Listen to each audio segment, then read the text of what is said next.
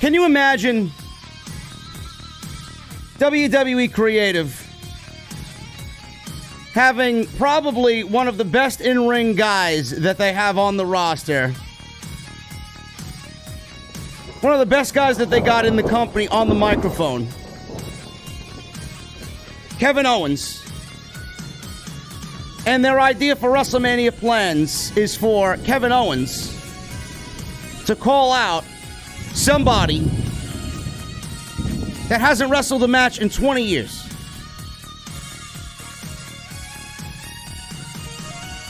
Stone Cold Steve Austin was challenged to show up at WrestleMania and appear on the Kevin Owens show.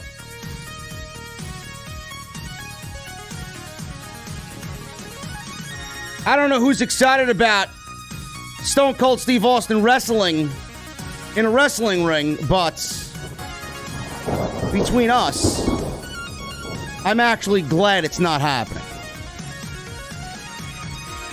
Oh, but JD, you're always negative. I'm sorry, I like my youth with my professional wrestling, not somebody that's been fucking retired for 20 years. WWE clearly was taking notes from Revolution with that tag team title match tonight. You won't admit it, but I will.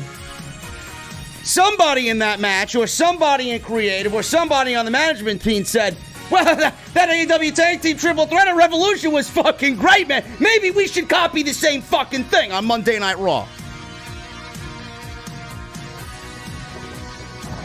This show sucks.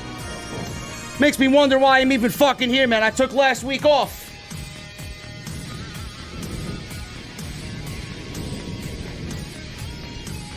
I see you guys in the chat. I'm gonna get ready. I'm going to the venue. My beverage is ice cold, but I got one very important question for you. Tonight, the fuck are you guys drinking? I'll see you over there.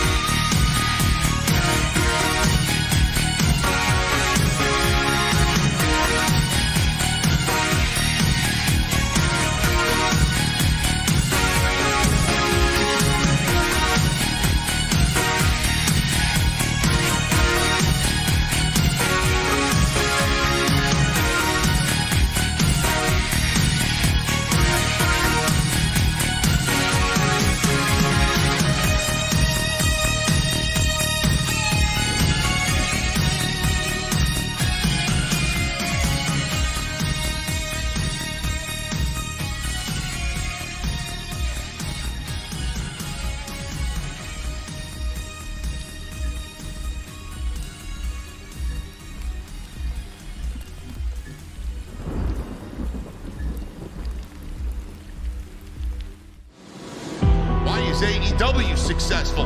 Why is Tony Khan running his promotion better than Vince McMahon and Bruce Pritchard are running Monday night and Friday night?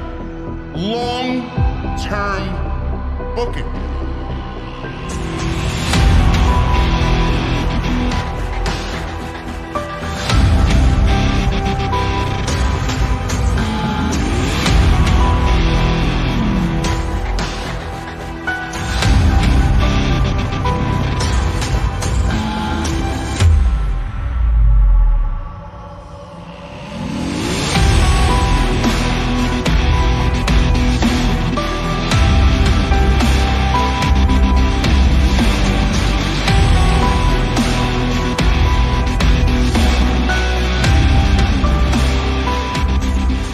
What is going on, guys? Thank you so very much for joining me right here on Off the Script. It is March 7th, 2022.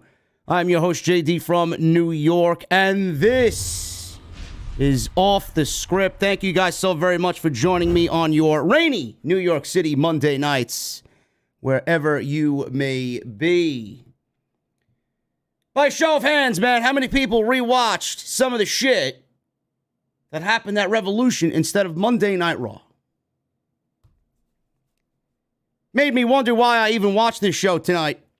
I was actually in Atlantic City last week having a couple of cold beverages. And I took the Monday off last week. People were like, JD, where are you? Why aren't you watching Monday Night Raw? Why ain't I watching Monday Night Raw? Tonight's the perfect example as to why I don't watch Monday Night Raw. I really didn't. Honestly, I didn't even watch with my full attention like I did Revolution last night. Tonight, Monday Night Raw. I didn't watch Monday Night Raw last week. Apparently, I didn't miss much of anything outside of Edge and AJ Styles. But tonight was the perfect example as to why it is okay to miss a week watching WWE television. I don't know what happened on tonight's show outside of the tag team match. I don't know why people on social media were saying that this show was good or Monday Night Raw is better and all this other nonsense. Dana Brooke versus Tamina. Rhea Ripley back in another tag team after they just got rid of the tag team with her and Nikki Trash. Real great creative there, Bruce. I really appreciate your fucking solid effort this WrestleMania season. Kevin Owens challenging Stone Cold Steve Austin to show up at WrestleMania for a Kevin Owens show because they're so fucking inept that they can't find anything for the fucking guy to do. Kevin Owens, of all people. But you could certainly find time to fucking get Johnny Knoxville on the show. You could find time to make Logan Paul and his program with The Miz mean something on WWE television, right? Unbelievable. I don't know who else has a problem with this. I do. I don't know who thinks this is actually WrestleMania. Who is excited about this WrestleMania? I know I'm not. The big story tonight, coming out of this heap of fucking garbage that was Monday Night Raw, Kevin Owens called out Stone Cold Steve Austin to appear at WrestleMania on a glorified talk show at WrestleMania, the Kevin Owens show, like we haven't seen that one done before. This ain't Piper's Pit, let me tell you. Kevin Owens called him out. Stone Cold Steve Austin hasn't been in the ring for 20 years. Wrestling. It's obviously going to be there. WWE gave you a glimpse of what is actually going to happen to Kevin Owens at WrestleMania. The guy is going to get fucking buried at WrestleMania. But I'm glad the $2 to $3 million contract over the next 3 years is fitting quite well in with his everyday life. Kevin Owens. Great. Show up at the biggest show of the year and get fucking embarrassed in front of 100,000 people and millions watching around the world. Kevin Owens. Stone Cold Steve Austin. The current plan for Stone Cold Steve Austin, as reported tonight by Ringside News. Steve over at Ringside News broke the story during Monday Night Raw. Brad Shepard reported this weeks ago. This is not new information. WWE is on the road to WrestleMania. And reports have indicated that Stone Cold Steve Austin is heading back into the ring. That is not the case. His participation might have been overblown by excited fans and the frauds in the media in the IWC. For far more than he can deliver at this point, Stone Cold Steve Austin cannot do anything in ring. It is apparent by the booking direction that Stone Cold Steve Austin and Kevin Owens will have something to do with each other in Dallas. Owens' constant jabs at the state of Texas is one of the big reasons why WWE has been building around Stone Cold Steve Austin. The big question is what the company has planned. A report came out that WWE has scaled back plans for Stone Cold Steve Austin, but the reality is that he never agreed to do a full-fledged match. Ringside News was told that right now it's just the Kevin Owens show, but Vince is trying to get Austin to do more. Of course he is.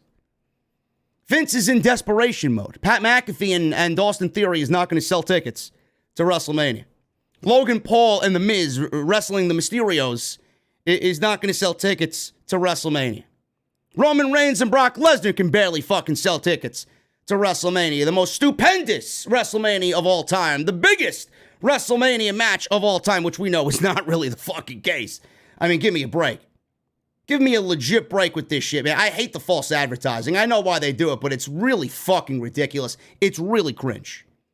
The biggest WrestleMania match of all time is Andre the Giant versus Hulk Hogan. John Cena versus The Rock. The Rock versus Stone Cold Steve Austin at WrestleMania 17. Give me a fucking break. Give me a break. It's not this match. WWE can barely write fucking television on a week-to-week basis, but you want to claim this is the biggest match in WrestleMania history. Give me a fucking break. It's not. Undertaker versus Shawn Michaels at WrestleMania 25 and 26 were bigger than this match here tonight, or at WrestleMania, that they've been promoting as the biggest match in WrestleMania history. So, Kevin Owens, Steve Austin, Vince wants Austin to do more. But right now, it's nothing more than a Kevin Owens show. We're additionally being told here at Ringside News by a tenured member of the creative team that it's a negotiation in terms of creative money. And Austin mentioned legacy and his ability to deliver what the audience would expect of Stone Cold Steve Austin. Listen. The glass shattering at WrestleMania is always going to be a welcome sound to everybody's ears.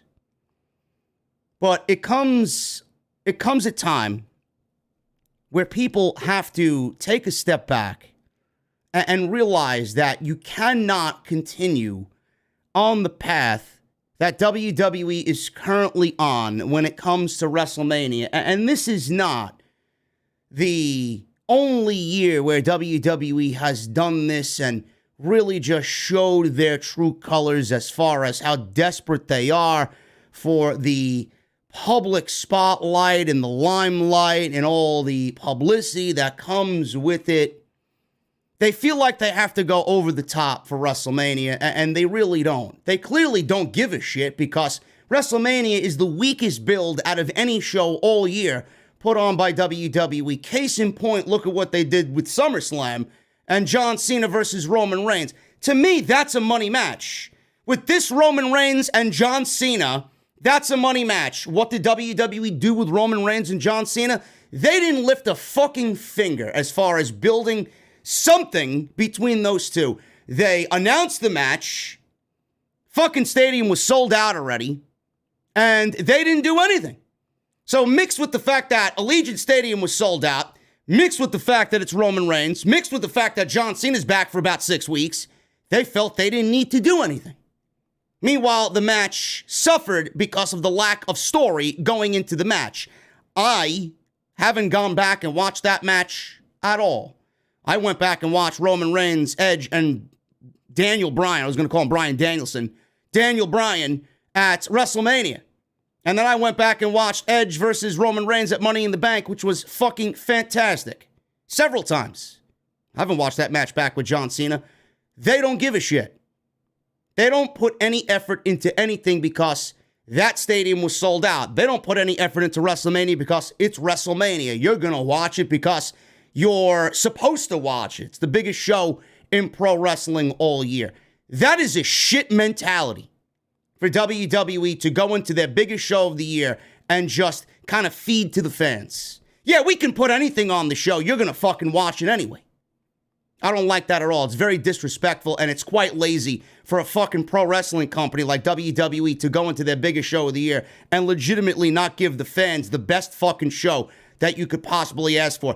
You know, this is what you get. Now you see the differences between AEW and WWE, where AEW charges $49.99 for that fucking pay-per-view. I feel like I got my $50 worth in 1 hour on Revolution last night. You go and watch WWE on Peacock, you're getting $4.99 worth of WWE pay-per-view.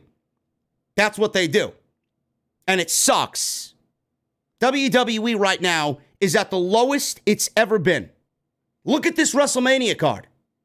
They've put more effort into getting Johnny Knoxville consistent television than getting Ricochet consistent television or Big E consistent television. They've done more for Logan Paul than they've done for anybody else on that active roster. They've done more for Logan Paul than they've done for Sasha fucking Banks. But you want to sit there and tell me that I'm being fucking negative about WWE. Who the fuck do you think you are? You're never going to be smarter than me, man. I'm telling you right now. You're looking at the best when it comes to doing this YouTube podcast wrestling bullshit. This show sucks. This is not WrestleMania. You want to know when you got WrestleMania? You got WrestleMania last night with Tony Khan. That was the greatest AEW show that they ever put on, and he rivaled WrestleMania in 5 hours, where WWE isn't going to make you feel like it's WrestleMania over a span of 2 evenings.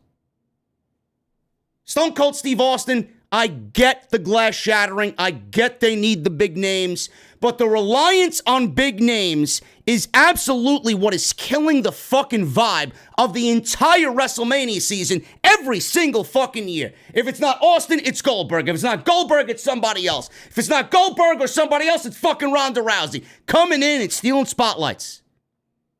Ronda did her job. I don't want to see Ronda Rousey anymore. She did her job and WWE fucking wasted it all. You want me to invest more time into Ronda Rousey after the first go-around was great and then you fucked it up? I don't give a shit about any of these D-list fucking celebrities that you have appearing at WrestleMania. I don't. I want professional wrestling at WrestleMania. It's in the fucking name of the goddamn event. WrestleMania. Now we're getting fucking D-list Hollywood at WrestleMania. I get the glass shattering. But you people in the community, man, you need to take a step back with the fucking nostalgia, man. You drink too much of that shit, you're gonna fucking get a little sickness in the stomach. You keep drinking that shit, it's like, just think about, drinking all night and drinking that fucking one last beer, right? After you had about 7 fucking beers, and you have a really strong beer to close the night out, man. It's strong but flavorful. It's a good 13%er. You're probably thinking to yourself, man, I want this beer, but your body's saying, bro, listen, please put the fucking credit card down. No more beer. Can you just take me the fuck home? I got a fucking leak, and I want to go to bed, please. Please. You did everything you possibly could to fucking make me feel like shit tonight. The nachos and the fucking mozzarella sticks and the chicken fingers. And now you want to give me, after fucking 7 beers prior, you want to give me a fucking 8th beer at 13% alcohol. Bro, you drink this shit in, man. You drink this nostalgia shit in. You are going to be drunk with stupidity. And that's exactly what everybody is doing right now. You're drunk with stupidity. You're drunk for the good vibes and WrestleMania. I don't give a shit about good vibes. I don't. Why does everybody want to fucking get good vibes? It's WrestleMania. You should be expecting and wanting the best. If you think this is the best that WWE, maybe it is the best that WWE can churn out. I have no fucking idea. But if you think this is the best that WrestleMania is and should be, you clearly are the fucking cancer of the goddamn problem within WWE. Kevin Owens and Steve Austin is fine for a Kevin Owens show. But WWE's reliance on all of this is fucking pathetic. Vince McMahon going on Pat McAfee's show is pathetic and inviting him to wrestle at WrestleMania. Why hasn't he gone backstage and invited one of his own full-time roster members to wrestle at WrestleMania? Does Ricochet have a WrestleMania match, being that he just won the Intercontinental Championship? The second most prestigious title in all of the goddamn fucking company. Ricochet is holding it, and WWE has made it feel worse than the 24/7 championship. Has he invited Ricochet to a match at WrestleMania? Has he invited Ali back to the fucking company to wrestle on his show, being that SmackDown and their roster depth is fucking pathetic? No. No, but we're inviting Pat McAfee to wrestle at WrestleMania because Pat McAfee's going to sell tickets, right? Because Pat McAfee's going to sell tickets to WrestleMania. He said, nobody ever. Nobody ever. You're all drunk with this fucking nostalgia. Get it out of your system. Go to AA. Get some fucking help. Go seek some help.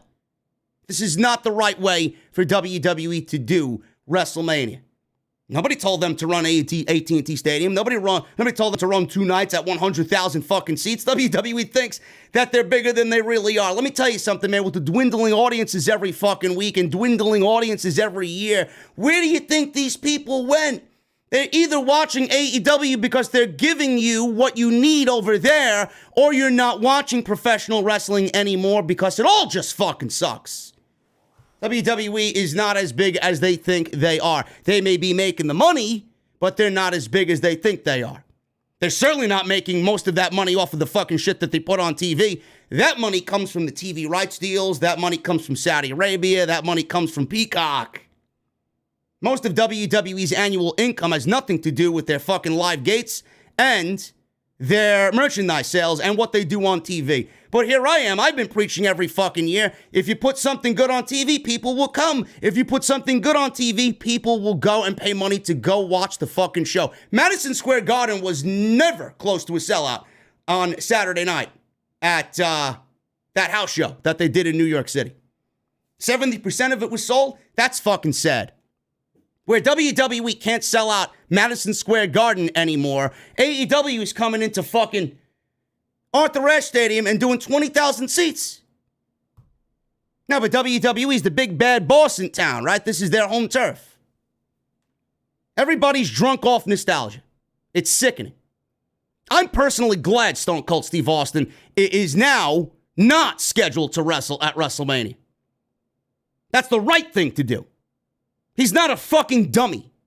He sees exactly what WWE was going to end up doing anyway. They were going to beg him to come back, just like they begged Jeff Hardy to come back because they didn't want him to go to AEW and reform the Hardy Boys with Matt Hardy because they know there's still money in the Hardy Boys and one last run at the tag team gold. WWE could have had that, but they didn't want it because they know everything. They know better. They begged Jeff to come back. They begged Austin to come back and wrestle after 20 fucking years without any fucking care about what that man's legacy still is. They want his legacy ruined. You do realize that the Undertaker's legacy was ruined with all those returns, right? That WrestleMania 33 leaving the hat and the jacket in the middle of the ring only to come back and fucking continue to wrestle and then have another blow off and a fucking farewell inside an empty fucking Thunderdome. You do realize that all legitimately ruined The Undertaker's legacy just a little bit. I'll never forget that. That WrestleMania 33 laying the hat and the gloves and the jacket in the middle of the ring as he descended into fucking all the smoke on the stage, that should have been his retirement. He did not need to wrestle again after that. He did nothing that was of note or memorable after that. He only came back because Vince begged him to. And they're like this. Their relationship is like father and son. WWE is begging every single chance they got for their old guard to help them because they don't know how to create and they don't know how to build anything with the current crop of talent. I'm glad Stone Cold Steve Austin is not wrestling. The legacy of that man should remain intact. I know it. Most of you know it. He knows it. He knows exactly why WWE called him, and this is the same old song and dance. They've asked him how many times before in the past to wrestle one more match. One match leads to a second match. And then a third match, and a fourth match, and a fifth match. And now they got the Saudi deal. Stone Cold Steve Austin going to be making more money now than he did before when he was in the WWE as an active in-ring competitor in the 90s. But he won't do it. Money is not everything. The legacy of that man is more important to him. Let him be. If he wanted to wrestle, he will wrestle.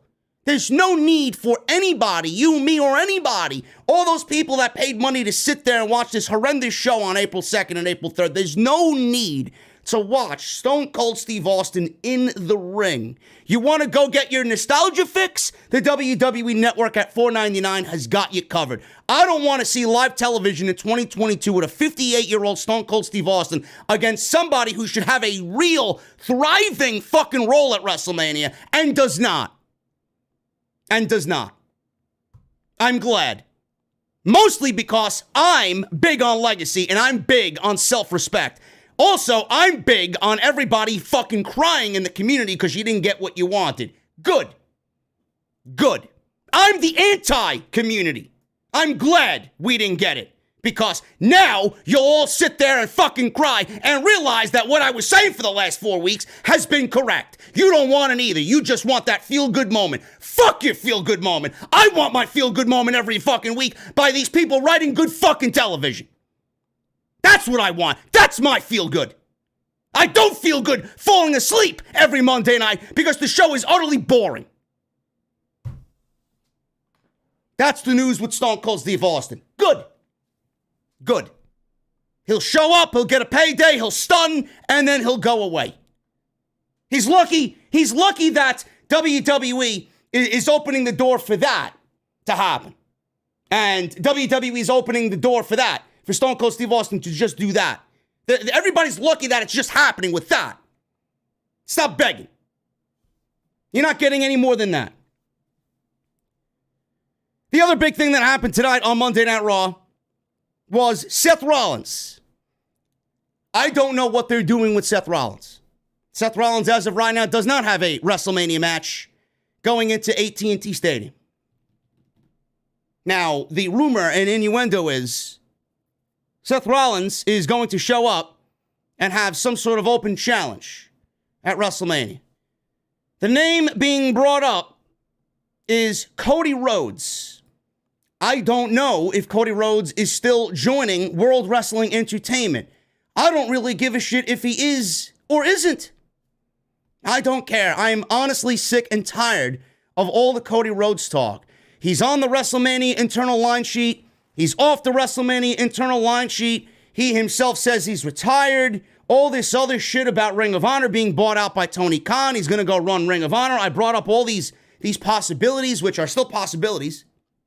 I don't think they're happening, but I do think Cody Rhodes is going to end up with Vince McMahon and WWE. But Cody Rhodes, nobody knows what's going on with Cody Rhodes anymore, and he's the one guy that is linked to Seth Rollins. So Dave Meltzer last week talked about Cody Rhodes' status as far as WrestleMania is concerned, and Cody Rhodes may be having second thoughts about going back to WWE. Is he really having second thoughts? Is he really having second thoughts? Maybe it wasn't even in the fucking plan to begin with. But Dave Meltzer says his status has changed. He was on the books for WWE at WrestleMania. They had creative laid out for him. They still thought on Friday that they had creative laid out for him. And then now it's all very uncertain. I don't know what's going on with Cody Rhodes, says Dave Meltzer. If there's anybody in the know, as far as Cody Rhodes or AEW, it's Dave Meltzer, and they don't even know. Meltzer is not always correct. He's very, very hit or miss, but I don't think he'd know really on anything Cody Rhodes related news anyway. I don't think WWE is going to give him the news.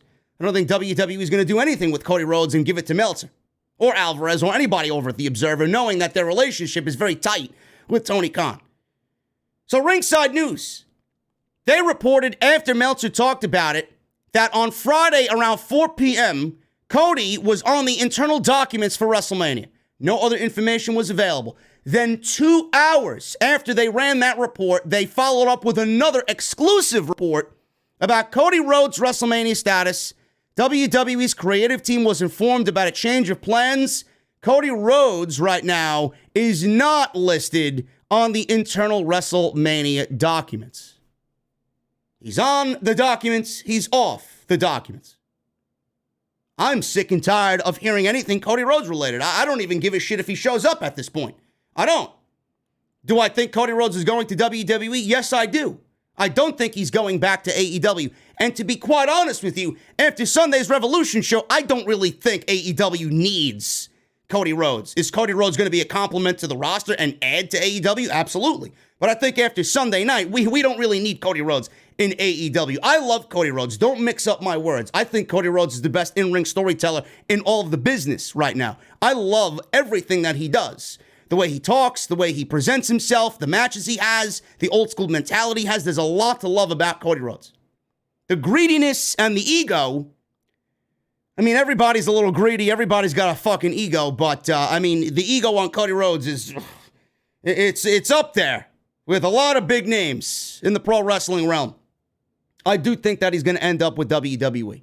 The thing is, if Rollins doesn't have an opponent, and next week WWE's in Jacksonville, by the way, WWE is in Jacksonville for Monday Night Raw. Does Cody Rhodes show up in Jacksonville for Monday Night Raw to confront Seth Rollins about having a WrestleMania match? I don't know. If Cody Rhodes was going to be on WrestleMania's card, he would have already been on Monday Night Raw. We are now less than 4 weeks to go before WrestleMania. You would think Cody Rhodes is a big enough name that you want him at WrestleMania and in a match with one of the bigger names that you have on the roster. We have not seen or heard anything about Cody Rhodes outside of the little seeds that The Miz has planted, and Edge mentioned him in his promo a couple of weeks ago indirectly. He would have been on the show already.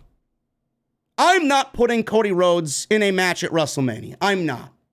Seth Rollins should be on WrestleMania. That's WWE's fault. They dropped the ball with that one. I don't know why we just didn't get Seth Rollins and Kevin Owens winning the fucking tag team championships tonight. I don't know why they even put the titles on American Alpha Academy. I wish American Alpha would fucking come back, man. Jason Jordan and Chad Gable were fucking fantastic. I don't even know why they put the titles on American Alpha. I don't. Didn't make sense. Put the titles on them to take them off of American Alpha. I don't get it. Doesn't really make sense to me. But Cody and Rollins, yes, that would be a WrestleMania match to the T. But I'm saving Cody for the Monday Night Raw after WrestleMania because that is another show that WWE has absolutely botched in the last couple of years. Several years, in fact. I'm saving him for Monday Night Raw. But Rollins needs a WrestleMania match. What do we do? What do we do? So that is going to be a wait and see thing. He's on the documents, he's off the documents. He's on the documents, he's off the documents. Just give me the fucking documents and let me burn the fucking documents. For all I give a shit about Cody Rhodes and Seth Rollins right now. I don't care. If it happens, it happens. If it doesn't, it doesn't. It's not going to be any sweat off my fucking back. It'll make WrestleMania a smidgen better. A smidgen better. WrestleMania right now is looking very, very, very, very underwhelming. And that's me being nice, using that type of terminology. I could use other egregious words like fucking horrendous and fucking terrible, an abomination. Which I'm reserving judgment. Usually WWE, when these shows are so fucking terrible, they usually end up being very good. Go into it with low expectations in WWE, they usually shock you with something really good. But Cody and Rollins, it sounds like a WrestleMania match to me, but I'm saving Cody for the Monday Night Raw after WrestleMania. Other than that, new tag team champions, RKBRO, they won the tag team championships in a great triple threat match that opened the show that went nearly 45 minutes.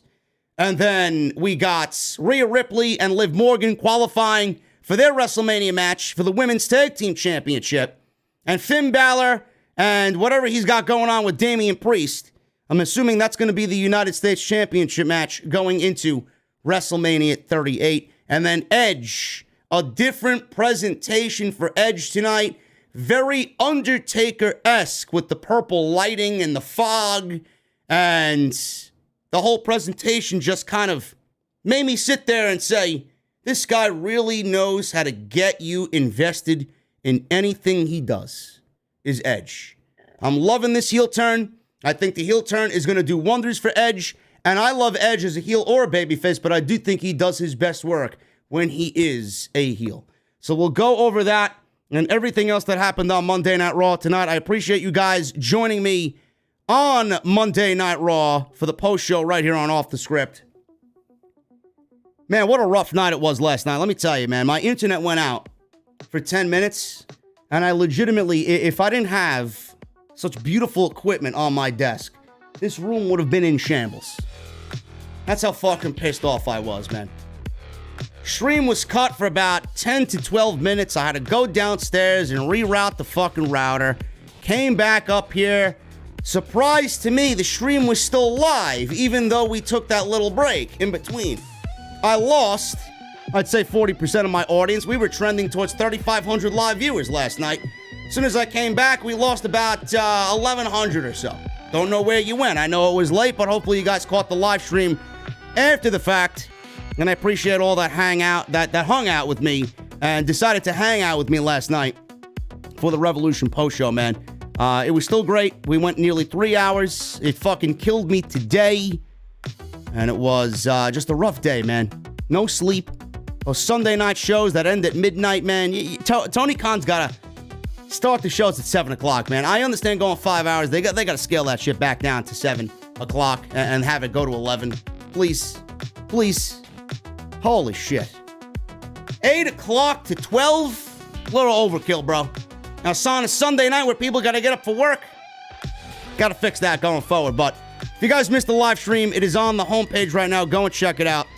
Follow me on Twitter, at JDfromNY206. That's Twitter and Instagram. Thank you to all the new fans that have followed coming out of the Revolution show and some tonight from Monday Night Raw. We're going towards 38,000 followers on Twitter, man. It's a beautiful thing to see. Also, Instagram, at JDfromNY206 on Instagram. I'm not on there as often as Twitter, but it's there if you guys do have an IG page. Go and check that out. Make sure you guys hit up Bonfire for all of your Off the Script t-shirts. Bonfire.com is the exclusive home of Off the Script. Also, hit up my sponsor for today's show, and that is Honey. Join honey.com/offthescript. You guys love saving money. I know you guys love shopping online as well, whether it's for yourself or a holiday or a birthday, any occasion. Shopping online can be tough because you're always looking to save some money. Now, Honey is going to take care of that for you, man. It's the free web browser. You download it right to your web browser, and it starts to scour the internet for those coupon codes so you don't have to do any work at all. So we'll talk about my good friends over at Honey a little bit later on in the show, but if you guys want to get started, that is joinhoney.com/offthescripts. Make sure you guys hit that subscribe button down below. Turn on the bell for notifications. Hit that thumbs up. Let's try for 1,000 likes minimum on today's Monday Night Raw post show on Off the Script, and hit that join button. Make sure you guys become a VIP and sit VIP with me right here in the OTS venue. Also, Super Chats are open. Get them on in. Let me know what you guys think of the Stone Cold Steve Austin, Kevin Owens story. Seth Rollins, what is he doing at WrestleMania? Let me know. Chime in. Let me know what you thought of Monday Night Raw tonight. Super Chats are yours, and the Super Chats are open. Get them on in. We'll hang out at the end of the show, and I promise you, as always, we will read through them all. Let's start with Monday Night Raw at the top, man. The tag team championship situation is very weak in WWE. I think we all kind of understand that. Monday Night Raw started off with RK-Bro. It's Matt Riddle and Randy Orton against the Alpha Academy. This is Chad Gable and Otis. And then we had Rollins and Kevin Owens. Triple threat match for the Monday Night Raw Tag Team Championship. Same kind of match as the Revolution Tag Team Triple Threat match with Jurassic Express, Red Dragon, and the Young Bucks. Whereas WWE does things a little bit differently. In that match at Revolution, there was only 2 men in the ring to start the match, and anybody could tag anybody. WWE does a triple threat match of sorts with 3 guys starting in the ring, and you are only allowed to tag your own partner. You can't tag somebody else. So the rules are very different here. It's a little bit more traditional in AEW and WWE, being that they just don't give a shit about the rules of professional wrestling. They create their own rules in the world of professional wrestling. This was a great match. Not going to sit here and bullshit you. I'm always honest with everybody. This was a great match.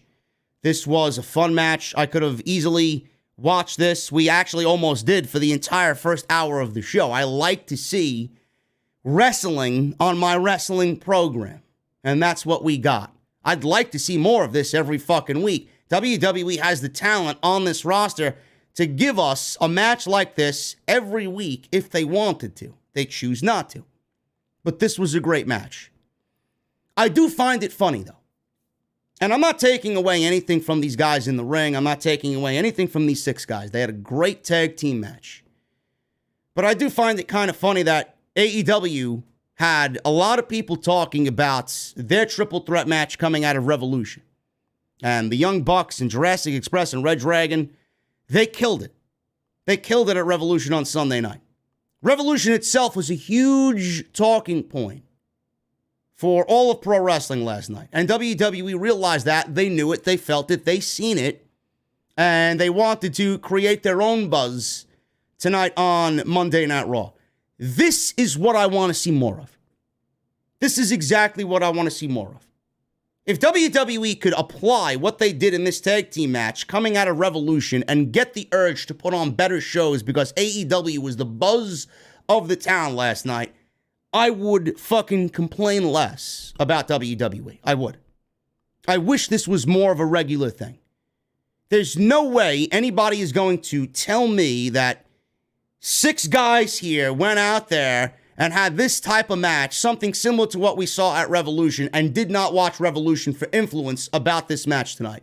Somebody in this match, probably all of them, watched Revolution last night, and somebody in WWE management or WWE creative watched Revolution, so much so that they did a triple threat match tonight and put it on in the open of the show. Now, this match was already booked for 2 weeks, but WWE clearly could have ended the show with this. They didn't have to start off hot. They wanted to get out there and create a buzz because this was the only thing on the show that was going to create any sort of buzz as far as an in-ring aspect is concerned.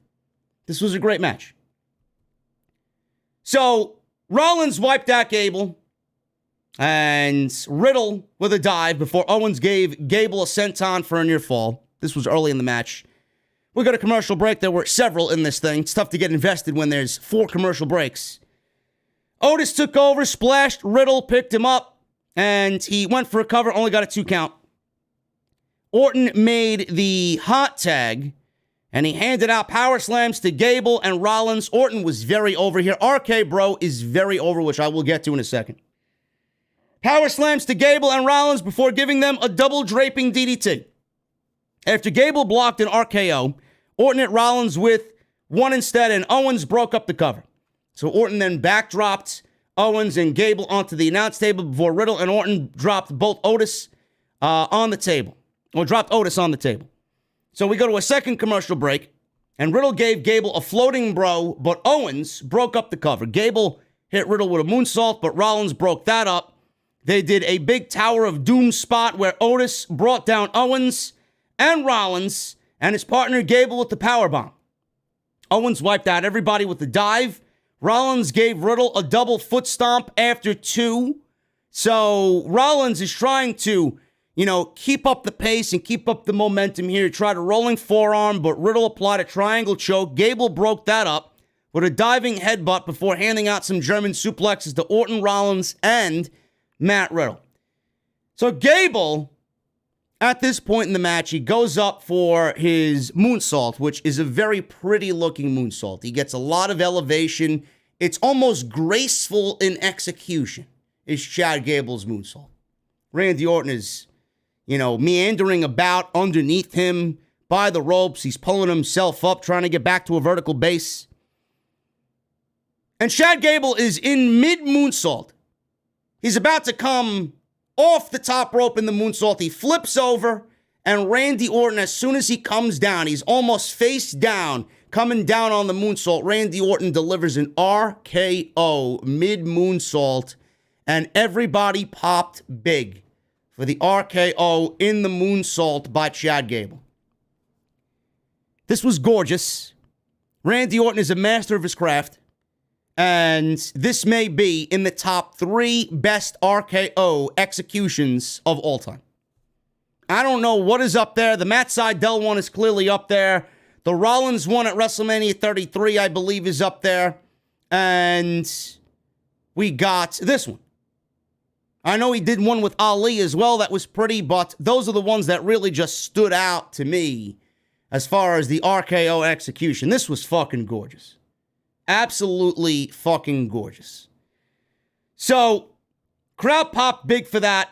Owens and Rollins handed out super kicks. Rollins gave Gable a buckle bomb. Owens followed with a stunner. Rollins off the stunner hit a curb stomp. They were going to win the tag team titles. Riddle comes in. He throws Rollins over the top rope, and he goes to pin Gable, and he wins the tag team championships.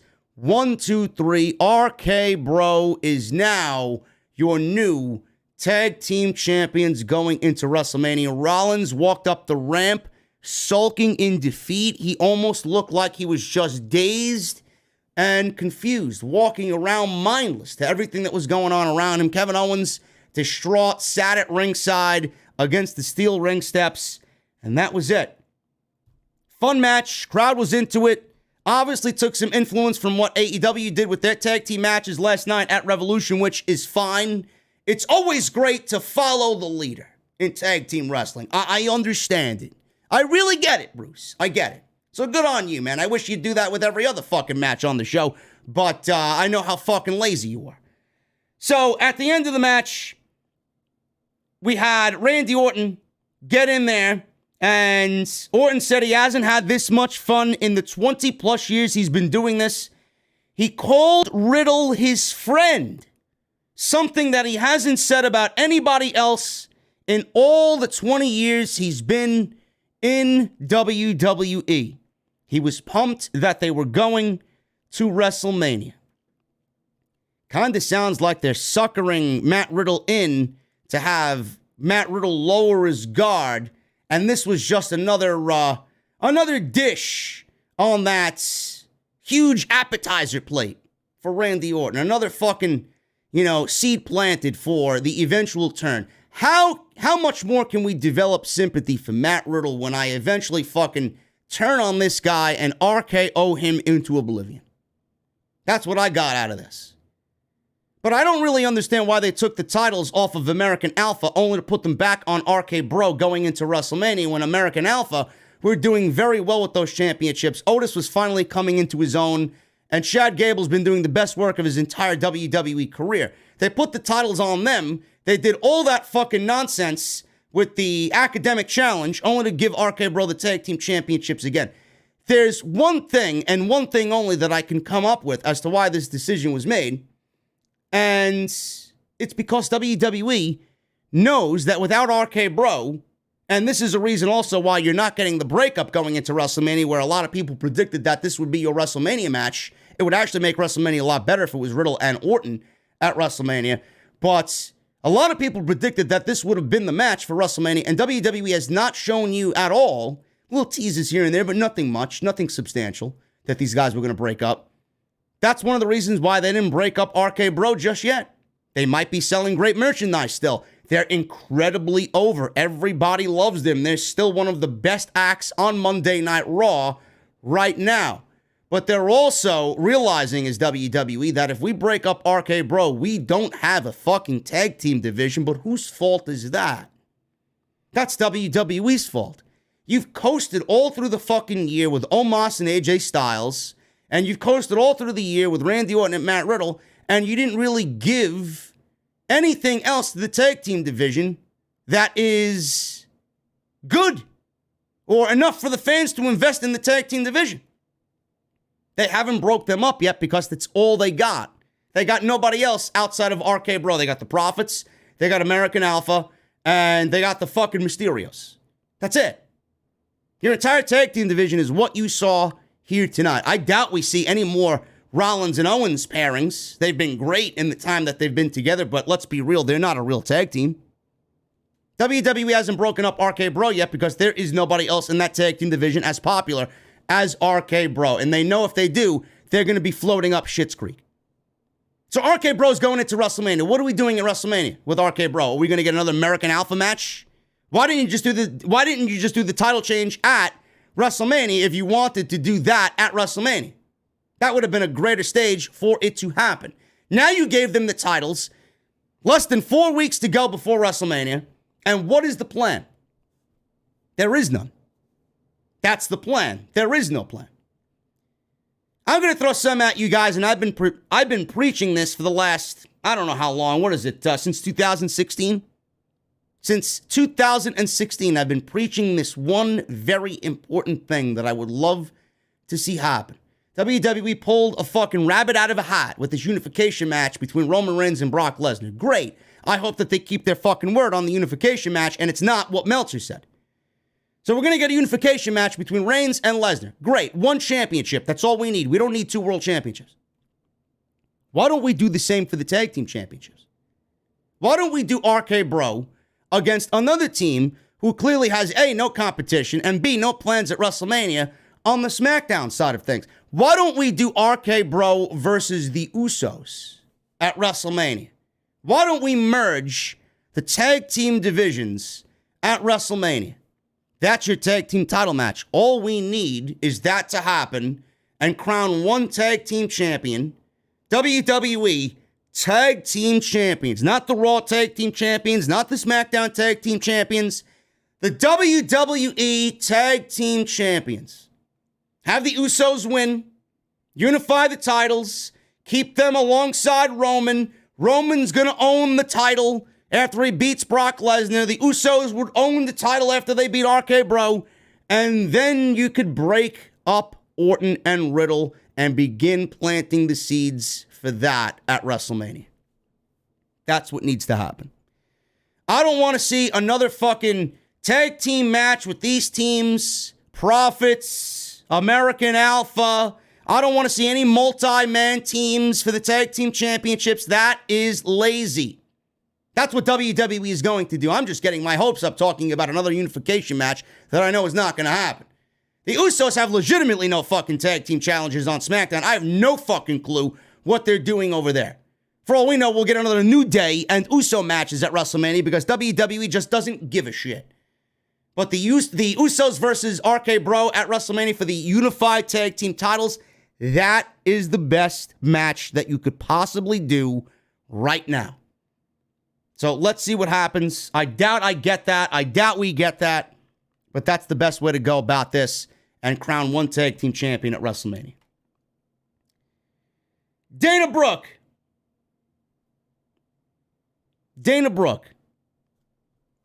She defeated Tamina in 1 minute and 40 seconds.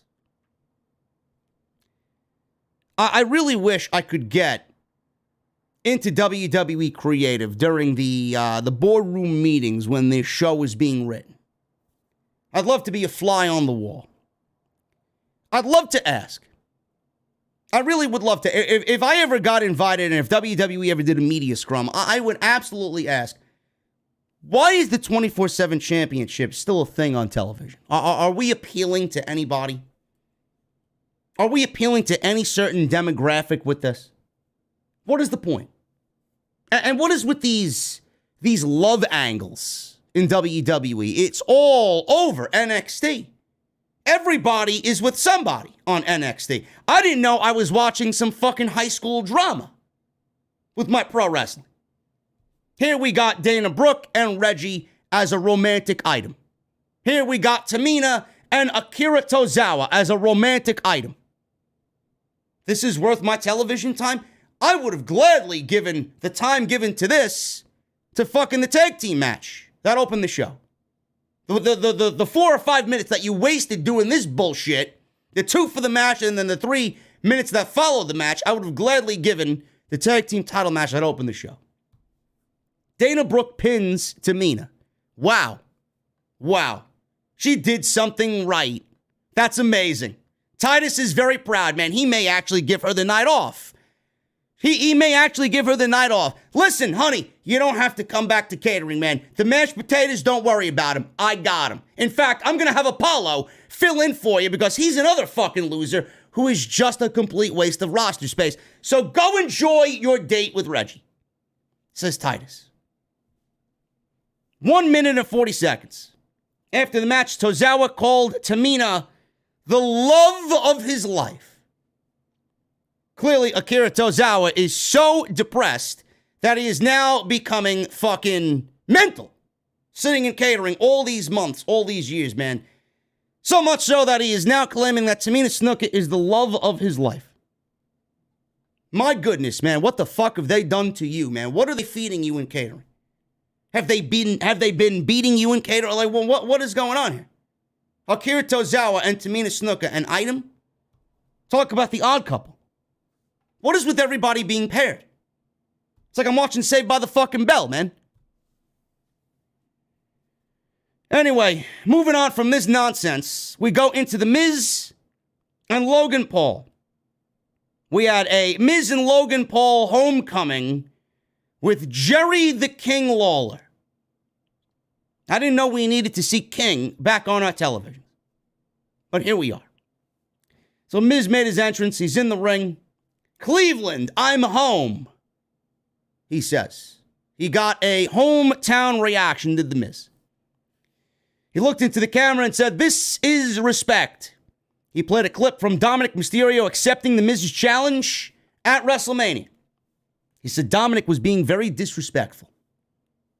Miz then introduced Logan Paul, noting that he is a Cleveland native. Logan Paul got booed, and he said he went to high school nearby, and all of his high school buddies are in the crowd in attendance tonight. He said he was a wrestler who placed 5th in the state of Ohio, and he has nothing but respect for his city. He said Cleveland made him the man he is today. Miz said he made it on his own, and he said that he didn't get a YouTube channel on his own. He said if he followed in his father's footsteps, he'd be flipping burgers. He said Dominic got a WWE contract early because of his dad. He said Ray has earned the right to be beloved, but haven't I? He said everything Ray has accomplished, he has too, but the fans boo him instead. But not the fans in Cleveland. They get him. He said the only way Ray and Dominic have beat him is by cheating. He said the fans should all choose 2 pop culture icons like them over the Mysterios. He then put his arm around Logan Paul and they became buddy-buddy. Logan said Dominic is just riding his dad's coattails. And then he said they're going to kick some ass at WrestleMania. Gee willikers, man, I'm so fucking excited about this match. This promo really got me fucking excited and thrilled for Logan fucking Paul at WrestleMania. It's great. I'm going to drop fucking thousands of dollars on a WrestleMania ticket to see this great, spectacular match happen at WrestleMania. I don't feel sorry for anybody that's going to see this horrendous garbage live in Dallas. If I'm in Dallas, I'm at the B&B drinking a cold one, not at WrestleMania. Miz then introduced Jerry the King Lawler.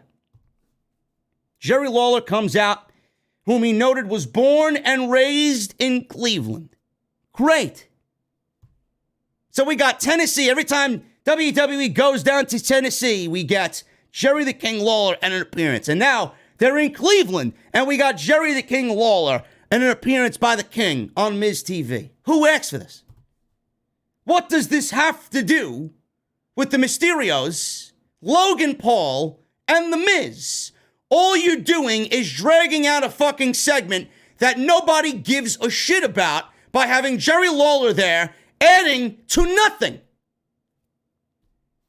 Jerry Lawler's there.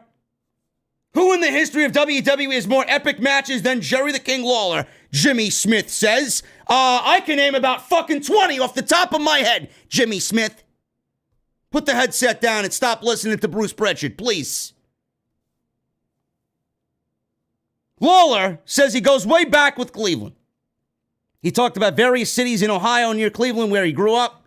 He wore a Cleveland Browns jersey. He says he's happy to be there for Miz's homecoming. He says he's looking at Miz standing beneath that WrestleMania sign and is wondering what it would be like to have WrestleMania in Cleveland. Keep dreaming, King. Keep dreaming. WrestleMania will never be in a shithole like Cleveland, Ohio. So he asked The Miz what he thinks. Logan said, well, that's an awesome idea. Miz asked Lawler if he really thinks so, but he had a very skeptical tone to him. I don't know, man. Lawler says he thought he'd think it's a great idea. Miz says he loves Cleveland, but it's not exactly a WrestleMania city. So he asked the fans why they were cheering for him earlier and now they're booing him. He said the city couldn't even handle the pyro, and he said he doesn't even live there anymore because once you get an ounce of success, you leave Cleveland, Ohio.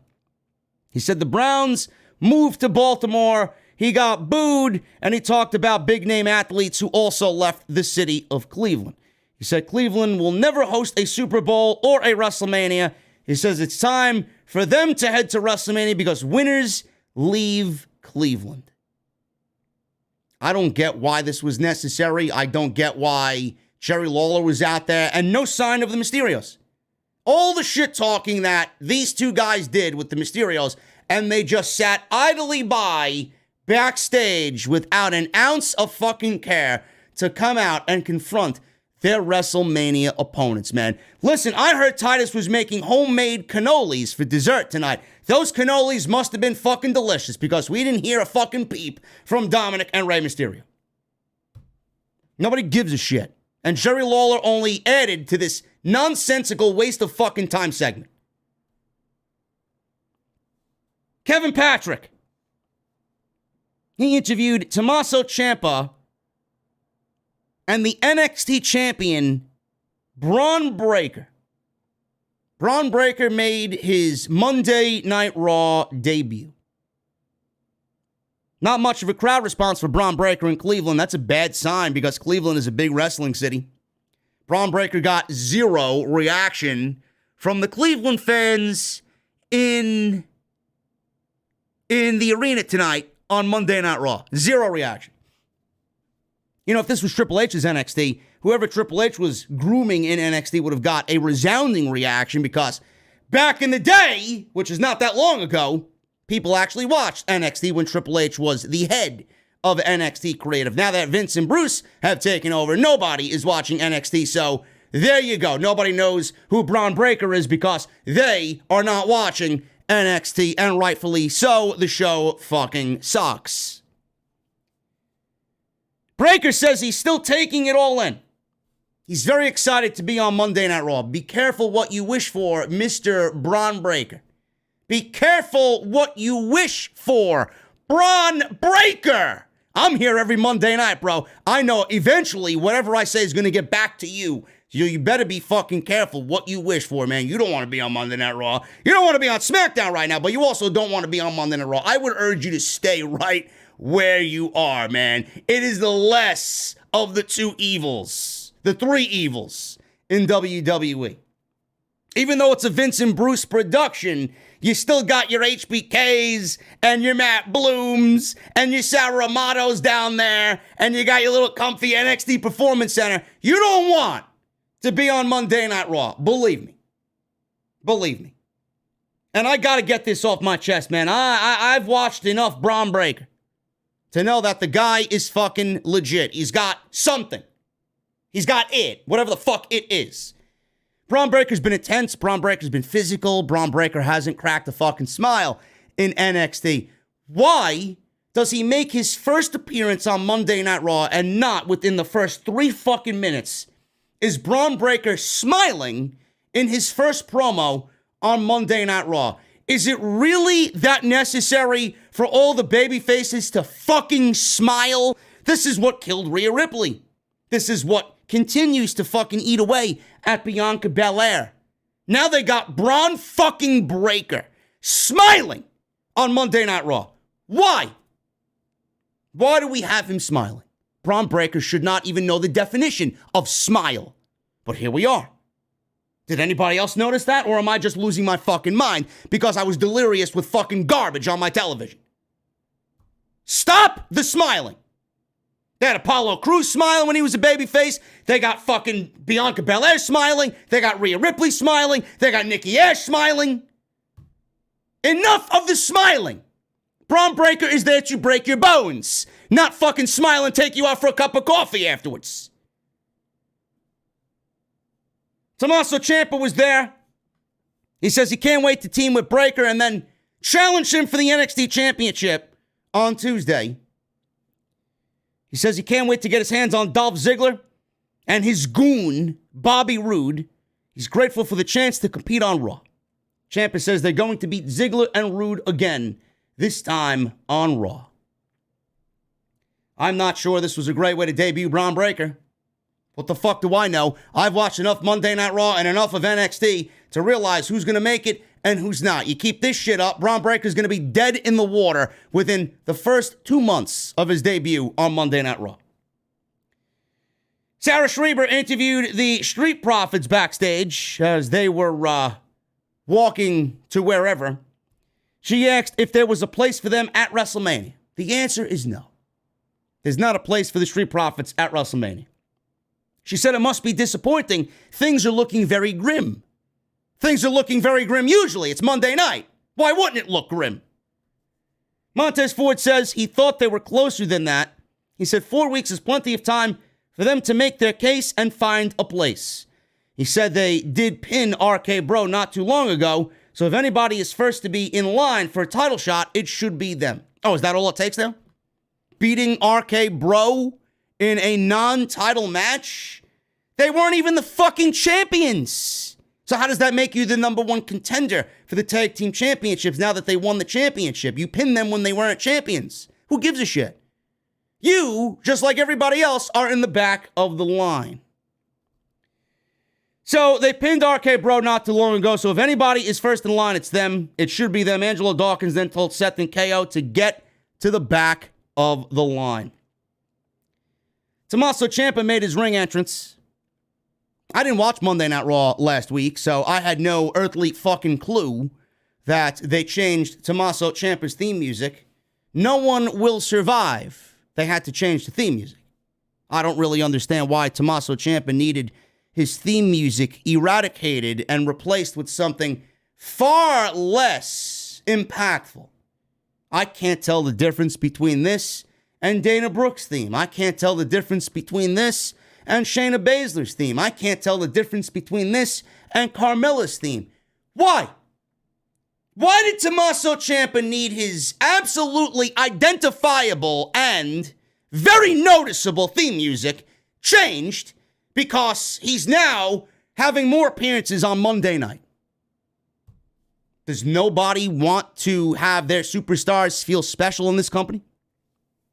No One Will Survive. Yes, it's quite funny that Tommaso Ciampa's fucking lyrics are No One Will Survive. I love Ciampa, don't get me wrong, man. Ciampa will always have a place in my heart. He will. With what Johnny Gargano and Tommaso Ciampa did in NXT, man, it fucking revitalized my passion for this great fucking sport. One of the best storylines that WWE ever did, and some of the greatest matches that this company's ever produced. Even their pandemic match was fucking awesome. No One Will Survive. It's quite fitting.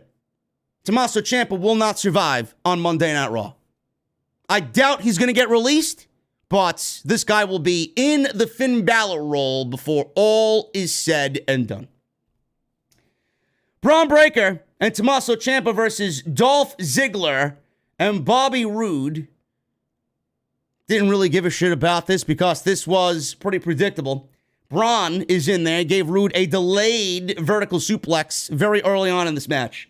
Roode gave Ciampa a spine buster, and the Dirty Dogs took control for a little bit. Ciampa hit a knee strike, tagged in Braun, who gave Ziggler a big overhead suplex and a spine buster. He got no reaction to any of his offense. Nobody knew who the fuck he was. WWE even played a nice vignette for Bron Breakker before the match actually took place. Not one single peep from the crowd. Braun ran into a Ziggler kick, came right back with a clothesline. Roode distracted Bron Breakker, and Ziggler used a schoolboy for a close 2 count. Ziggler followed up with a zigzag, but Ciampa broke up the cover before taking out Roode. Braun finished off Ziggler with a military press slam into his power slam, 1, 2, 3, and that was it. After the match, Ziggler told Braun and Ciampa he planned on winning the world title on NXT tomorrow night, and he will be standing there with one more trophy for my quote-unquote big-ass trophy case. I'll see you fellas tomorrow night on NXT. I don't know, man. You know, Bron Breakker showed up on Monday Night Raw with all this fucking hype and fanfare coming out of NXT and not one single reaction from the Cleveland crowd. Hopefully that changes. But this guy, if you're going to send him out there fucking smiling like fucking Smiley Finn when he was an underwear model in a walking toothpaste ad, it's not going to get Bron Breakker many likes on social media. I'll tell you that right now. Stop the fucking smiling. NXT is a dead brand. WWE is doing a stand and deliver show on Saturday afternoon of night 1 of WrestleMania. That afternoon, they're doing a stand and deliver show, and they're looking to fill a legit arena for NXT 2.0. I doubt they will. Ziggler's wrestling Bron Breakker. Apparently, they're going to be doing something with Walter. They're going to be doing a ladder match with Carmelo Hayes in the North American Championship. They're going to try to make this feel like a takeover, but it will never be a takeover. Our takeovers are now in AEW. WWE is going to have a very difficult time selling out that NXT show with Bron Breakker leading the charge. And after tonight getting no reaction, they should be worried about what they're doing that afternoon of WrestleMania Day 1. There's a lot of wrestling shows that day, and a lot of people just do not have the interest in NXT under Bruce and Vince like they did with Triple H. If this was a Triple H takeover, then I think everybody would migrate to that and find great interest in that over everything else. This is not a Triple H takeover. This is a Vince product and a Vince stand and deliver. It's not the same. Backstage, we saw Omos. They shot this camera angle of Omos. He was standing above, and the cameraman looked like he was laying down on the floor, shooting up at Omos. I get it. Vince, Bruce, I get it, bro. I get it. Omos is a large Khali. I get it. I get it. He's a big guy. Do we need to have this fucking camera guy laying on the fucking floor on his back, shooting up at Omos, pretending like he's bigger than a fucking skyscraper? You know, it does come off as cringe. WWE doesn't need to do it like that. There are certain angles where it works. There are certain angles where it looks cool. But the fucking cameraman looked like he was laying down on his back, shooting Omos, as Omos was cutting this promo.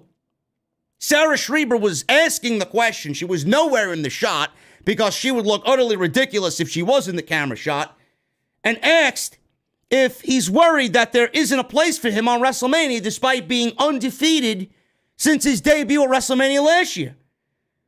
How many victims do I need to dominate to get my WrestleMania moment?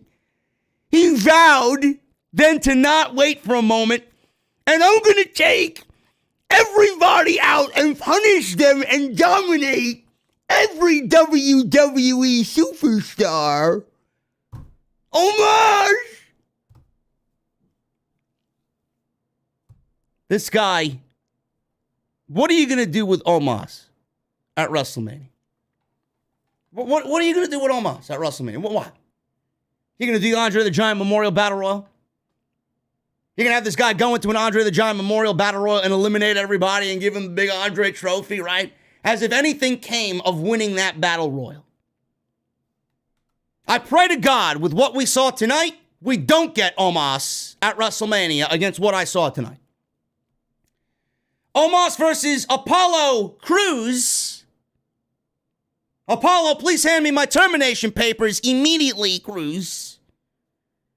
Remember this quote. It is now 12:38 a.m. on March 8th, Tuesday. Remember this quote. Apollo Crews will be on the post-WrestleMania Nick Khanman budget cut list when the new round of cuts are official. He will be there with Shotzi Blackheart and Teabag and, what's his other name there? The other guy in fucking, Retribution, whatever the fuck his name is. I can't even think of his name anymore, man. The guy with the dreads. The guy who looks like fucking Predator. These guys will be released. I don't even remember his fucking name, man. He hasn't been on fucking TV. They drafted him to SmackDown. What the fuck is his name? Apollo Crews. Apollo Crews is going to be gone from WWE, man. Remember all the effort that WWE... Mace. Yeah, Mace. Hey, he's going to be gone.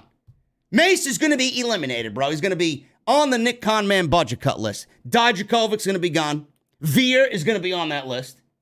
Teabag is going to be on that list. They're all going to be gone. Shotzi is absolutely getting released. No question. I'll bet my fucking life savings on fucking Shotzi Blackheart and Apollo Crews getting the axe in WWE. I don't want them to. But it's coming. I don't want to be right. But 9 times out of 10, I'm usually very correct. It's going to happen. Omos won in 3 minutes because Apollo Crews is nothing more than a fucking absolute waste of talent on WWE's roster. And he is Titus O'Neil's favorite executive chef. I heard Apollo Crews had some new recipes that didn't really go over in catering, man. I'm feeling right now that WWE is punishing Apollo Crews for his lack of effort in the kitchen. Titus doesn't like it, man. I heard through the grapevine. I got my sources. Titus does not like Apollo's attitude as of late, man.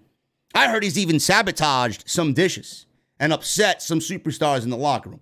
I don't know if that's true or not, but I'm working on the scoop. Omos wins with the Kali Slam. Goodbye, good night. Get him off my fucking TV, man. I really want to reprise the Get Off My TV t-shirts with Omos. Can I do that? Can somebody do that for me? I just need him off my television.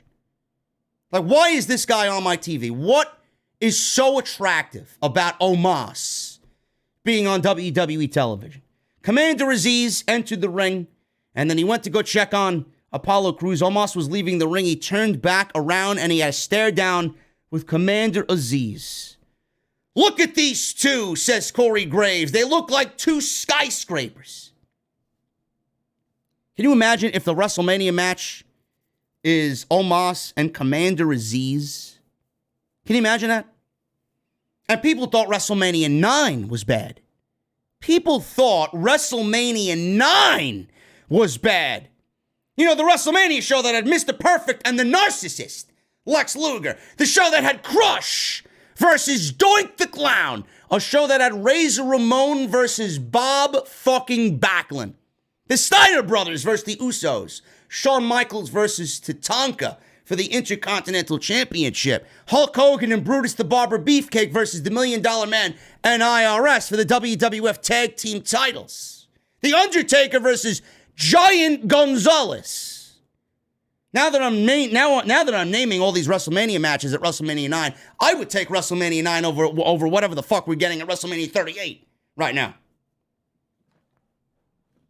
People say WrestleMania 9 is one of the worst of all time. I highly doubt that compared to what we're getting in Dallas, Texas in just 4 weeks. We got Edge. It's probably the best thing about this entire show outside the Open and the tag team title match. Edge made his entrance. He only had his entrance music play very briefly. And then they stopped the music, and he walked out slowly, and he soaked up all the booze, man. It actually reminded me of the old Tommaso Ciampa days where he got no theme music. And he came out. And he came out with no theme music, and his theme music was the booze. The booze. That's all you need. It reminded me of that. He came out to no theme music. He soaked in the booze. He was wearing what looked to be a fancy suit. No band t-shirt, no jeans, no flannel, no jacket, no nothing. Did I say the Usos? I meant the Head Shrinkers. The Usos, the Head Shrinkers, there's no fucking difference. It was the Head Shrinkers versus the Steiners. Head Shrinkers versus the Steiner Brothers at WrestleMania 9. I apologize, man. I'm getting ahead of myself. If the Usos were on WrestleMania 9, it wouldn't have been that bad. But that tag team match with the Steiner Brothers and the Head Shrinkers, that was a damn good tag team match. Anyway, Edge, he came out and this purple light was emitting all over the arena, and it was kind of blinding to the viewer at home. He looked very creepy. He looked almost devilish with this light. You couldn't see the color of his skin. You couldn't see the color of his eyeballs. And he got into the ring, and he was going to address the attack on AJ Styles. Edge, he gets in the ring, he smiled and says, "You think you know me?" That's what I should say to everybody on social media. Everybody thinks they know me. You think you know me. No, you don't. He says it's time to put the kids and mom to bed. He addressed Styles through the camera. He said he did what he did for him. He said he needs the best AJ, the flesh-tearing pit bull. Styles helped him too. He says it's like his brain cracked open and let the real him out, and it felt so good. It was a me I've never met before. He says, it's a me I've fallen in love with. He said he finally feels in control in the ring and in control of everything that will ever happen to him in this entire industry. He said he is standing on a mountain of omnipotence, and the view is phenomenal, he says. He gave the heart cam this very creepy look, and that's the way the segment went off the air. We're getting AJ Styles and Edge at WrestleMania, and is legitimately the only thing on this entire card outside of Reigns and Lesnar that feels like a WrestleMania match. Ronda versus Charlotte does not at all. Not with Ronda Rousey, the way she cuts a promo at all. Well, I'm going to WrestleMania, and I'm going to be in the main event of WrestleMania with Charlotte Flair. And I'm happy to be back. I love all my fans. And I won the Royal Rumble. And I'm living on Rousey Acres, and my husband is doing a swell job with our daughter at home. And it was tough having the baby. I broke my hand, and then I broke my other hand. And then I came back and I won the Royal Rumble, and I got into a feud with Sonya Deville. And now I'm challenging that bitch, Charlotte Flair, for the SmackDown Women's Championship. Ronda Rousey. That's Ronda Rousey. Ronda Rousey and Charlotte Flair doesn't even feel like a WrestleMania match. Becky Lynch and Bianca Belair doesn't feel like a WrestleMania match. None of these matches feel like WrestleMania matches outside of Roman Reigns and Brock Lesnar, and then Edge and AJ Styles. I guess we should thank Bruce for giving us one fucking match that will really be a testament to WrestleMania. Thank you, Bruce. Every now and then he throws us some fucking crumbs, does Bruce Prichard.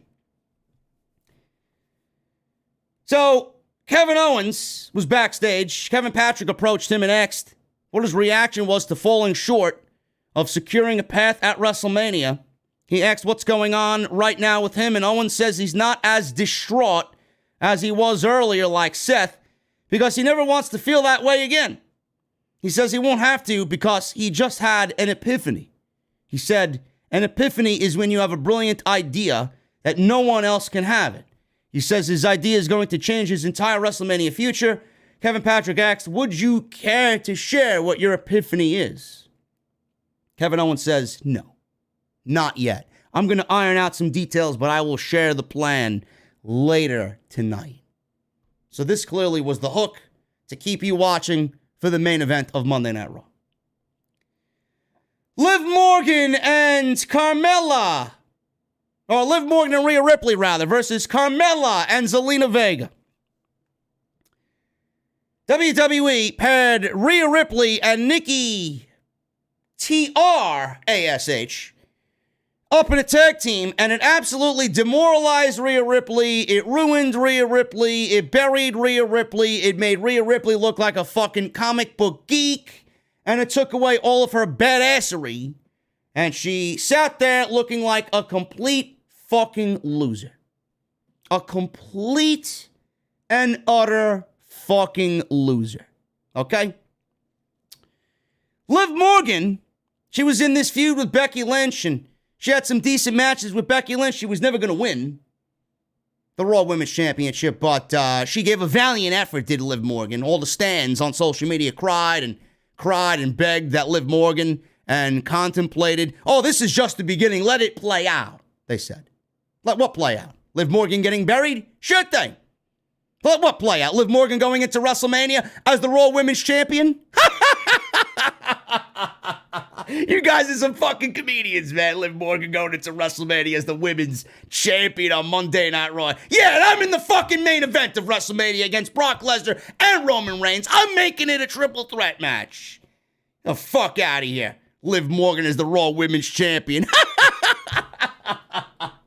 Oh, man. God, I love a good joke, man. I love a good comedian.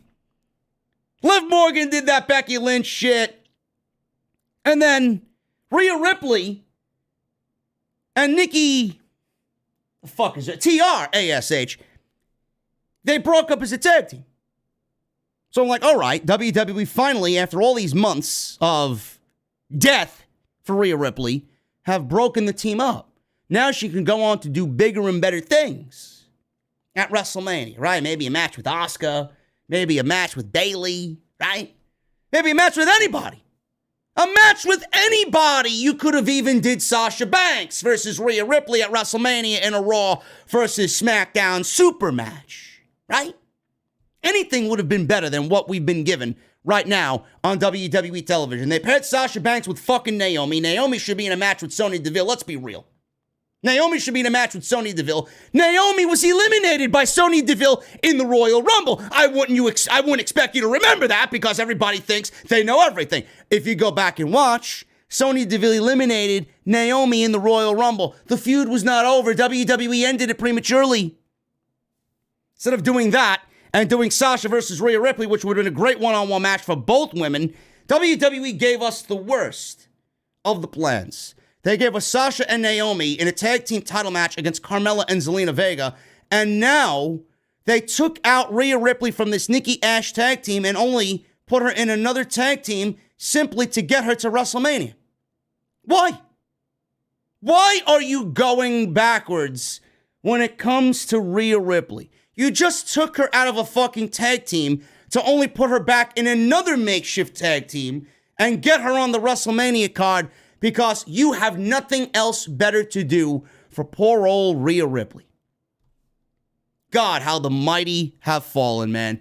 You know, when Triple H was in charge of NXT, she was great, man. She was identifiable. She had charisma. She had a unique look about her. Now that she's on the main roster, Rhea Ripley, believe it or not, man, with the fucking spikes and the leather pants and the fucking big muscles and the short hair and the fucking intimidating look, she feels like everybody else. How? How? I don't get it. A woman that looks like that feels like everybody else. I can't tell the difference between Rhea Ripley and fucking Carmella. I can't tell the difference between Rhea Ripley and fucking Doudrop. Are you serious? God, that is creative malpractice right there. I don't get it. WWE gave Liv Morgan and Carmella, well, again, Liv Morgan and Rhea Ripley. Carmella's going to WrestleMania to eventually lose. Liv Morgan and Rhea Ripley, a spot in the WrestleMania Women's Tag Team title match, now making it a triple threat match. So it's now Sasha and Naomi versus Rhea Ripley and Liv Morgan versus Carmella and Zelina Vega. How many other teams are they going to add that aren't legit tag teams? None of these teams are legit tag teams. Why do we have women's tag team titles? Why? Does anybody need women's tag team titles in this company? If I was in charge of WWE, my first order of business would be to take those women's tag team championships, take them out back, pour gallons upon gallons of gasoline at $5 a fucking gallon, and pour gasoline all over those titles, burn them up and incinerate them, and sit there with a cold beverage on a nice chilly March evening, drinking my cold beverage as slow as humanly possible and watching the leather fucking burn away in the beautiful March evening sky.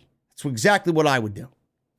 It's exactly what I would do with those women's championships, man. And then when I gotta take a leak, I'd go to the bathroom. I wouldn't even fucking piss on the goddamn flames to put the titles out. Awful. Awful. Get rid of them. They mean absolutely nothing. Whoever wins those championships, it means nothing. It means nothing. My fucking... I could go over my best friend's house and have his fucking 5-year-old daughter come up with cardboard titles and create cardboard titles with scribble all over them, and they'd be more prestigious and valuable than the fucking WWE Women's Tag Team titles. Don't know why we needed 2 sets of women's tag team titles. NXT's got one. The main roster's got one. Why? All you needed was one. You could have done the women's tag team titles on the main roster and put them down on NXT. But what the fuck do I know? What do I know? I don't know jack shit. I'm operating this fucking show from my mother's basement. Says the Geeks Online. I don't know shit.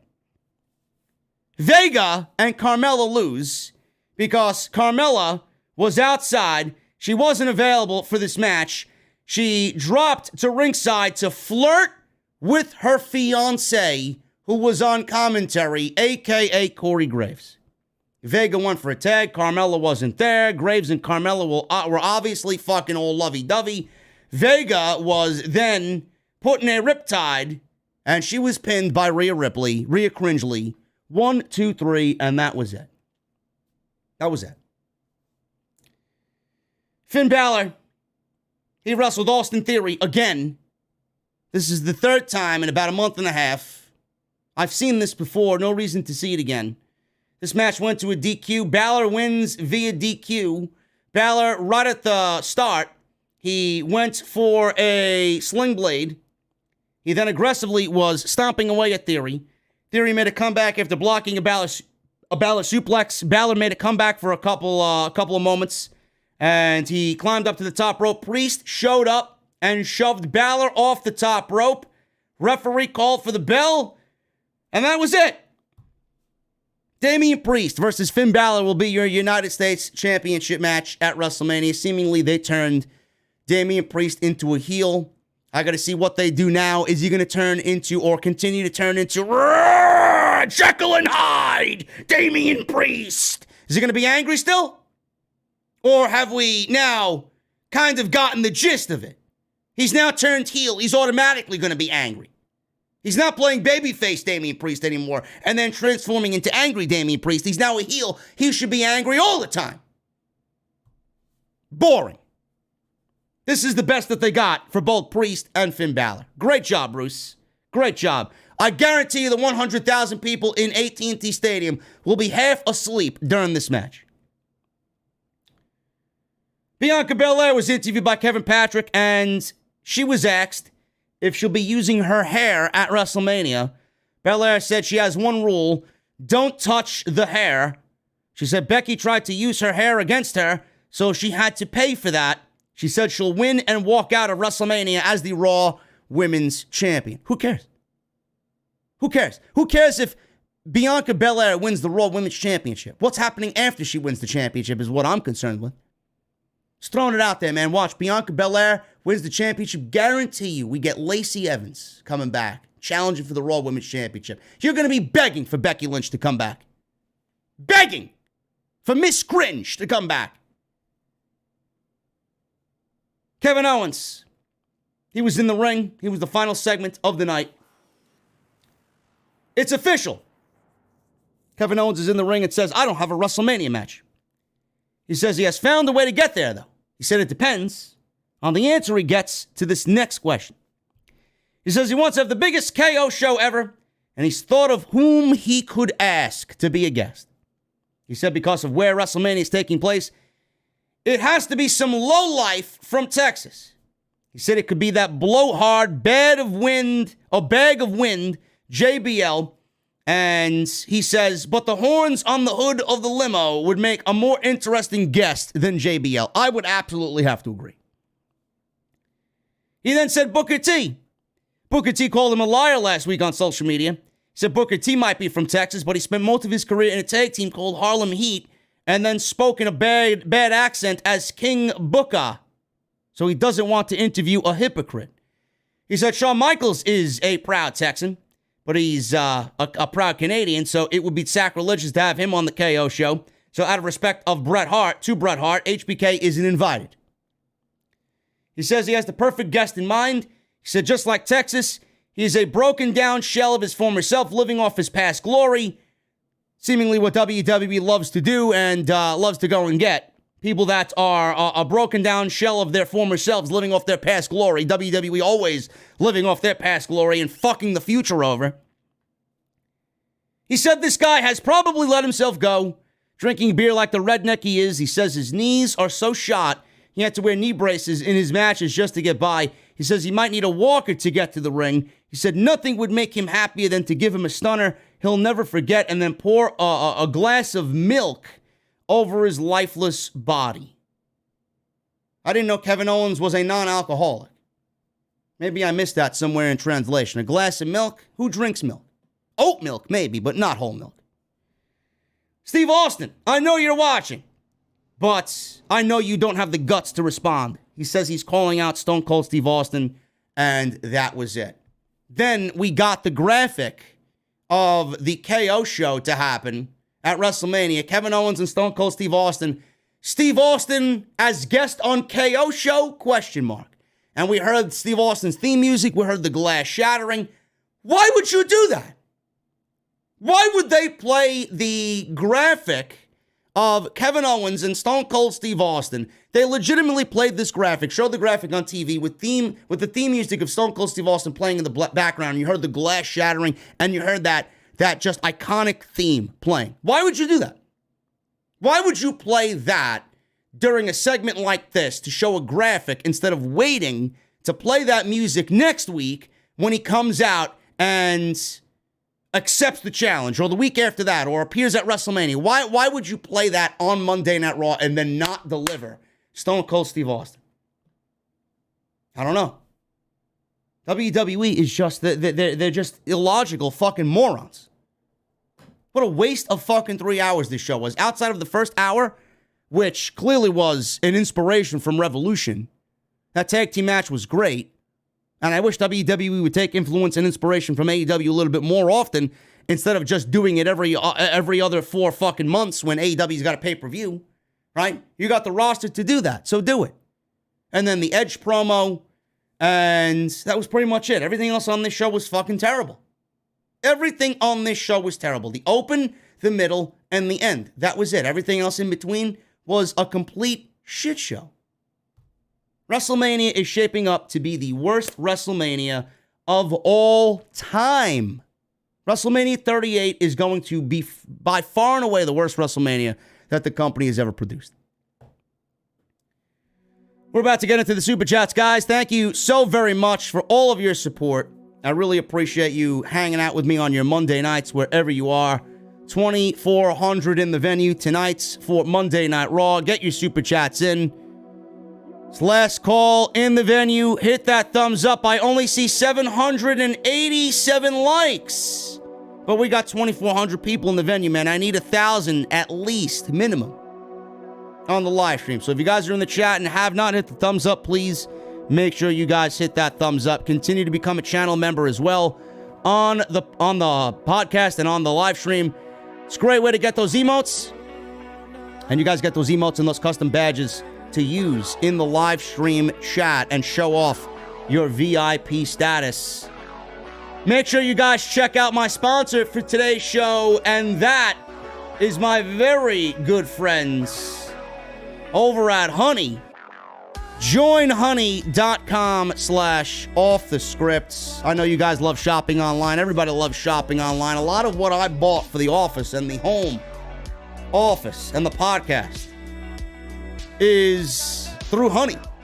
Saved a lot of money on Honey, man. I really love using the product, and you guys can do the same thing. Download the free web browser. Downloads right down to your web browser, and it does all the work for you, man. Thanks to Honey, manually searching for coupon codes is a thing of the past. Honey is the free shopping tool that scours the internet for promo codes and applies the best one it finds to your cart. It also supports over 30,000 stores online. They range from sites that have tech, gaming products, to popular fashion brands, and even food delivery. Now, just imagine you're shopping online at one of your favorite sites. When you go to checkout, the Honey button drops down, and all you have to do is click Apply Coupons. You're going to wait a few seconds. Honey's going to search for coupons it finds for that site, and boom, you're going to watch the prices drop.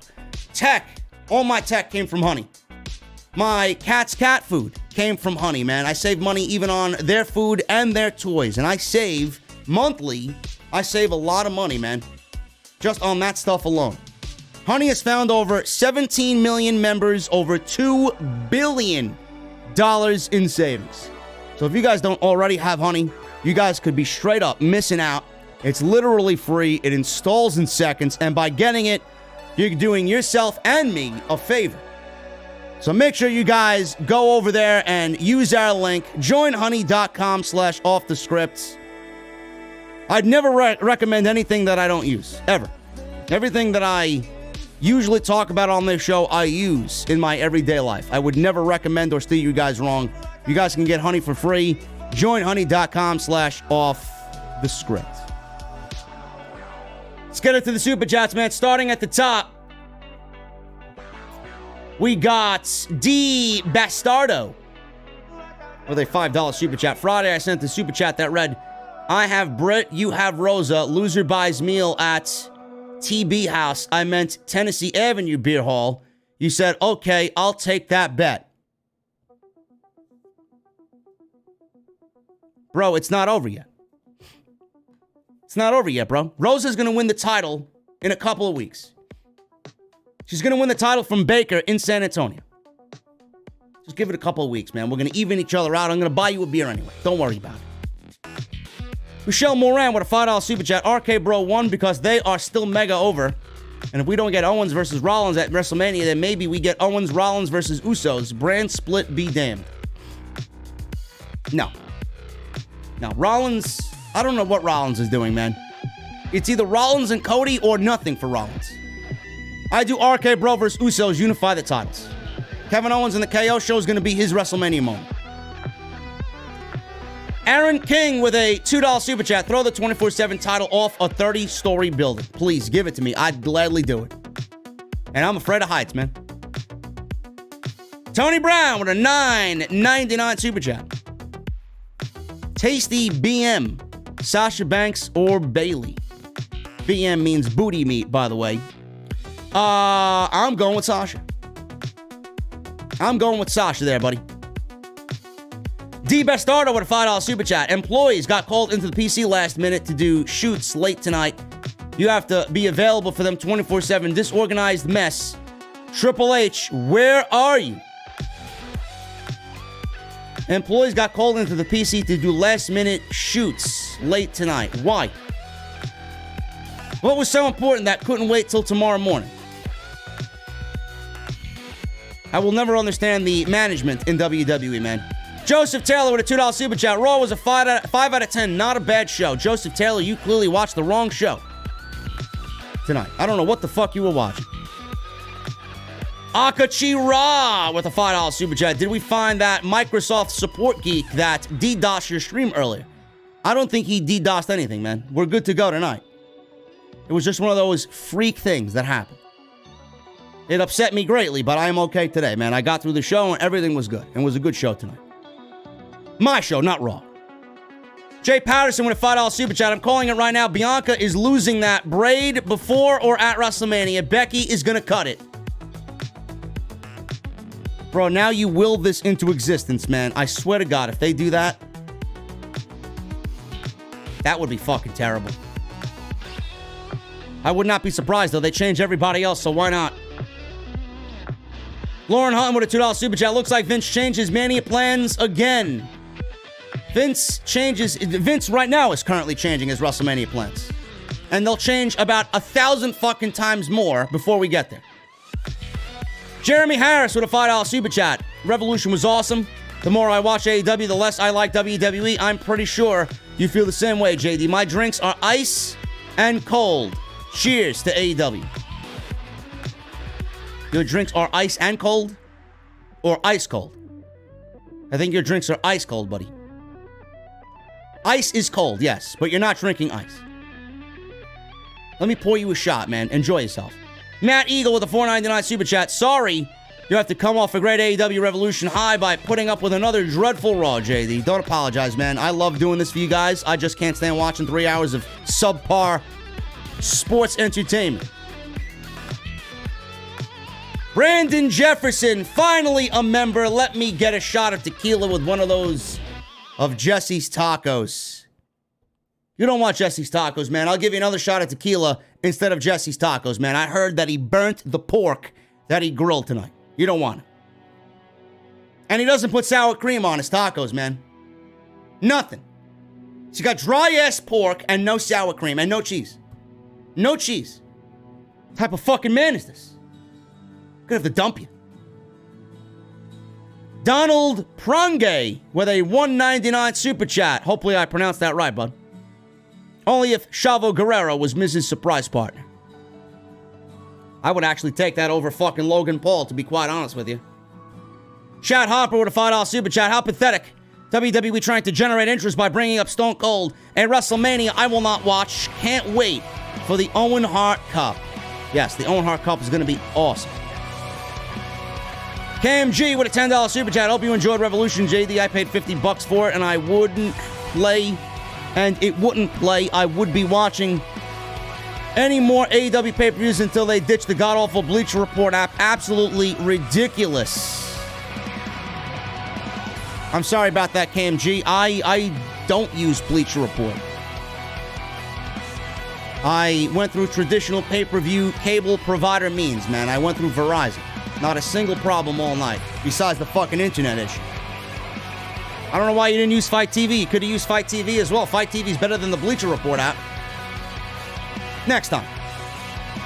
Coil Phoenix with a 20 in Super Chat. I absolutely feel bad for the whole WWE roster because they have the worst group of people running it to date. It truly makes me sad to see wrestlers like Theory, Owens, and Ricochet, who have phenomenal talent, being wasted. It's pretty bad, Phoenix. Ricochet might not even have a match. People were going crazy over Ricochet winning the IC title. He doesn't even have a match at WrestleMania. And I doubt he will. KMG with a $5 Super Chat. I know you're a big beer guy, JD. I don't drink, really. But have you tried Stone Cold's beer? I heard it was terrible. Yes, I am not a fan of Stone Cold's beer. I don't drink IPAs. His beer is a IPA. I don't drink IPAs. The only IPAs I drink are hazy IPAs and sour IPAs. It cuts down on the hoppy flavor. Carlos Alberto with a Mexican pesos $49 Super Chat. Hey, JD, are you going to buy WWE 2K22? No. I am not. If they want to give it to me as a promotional copy, I will. But no.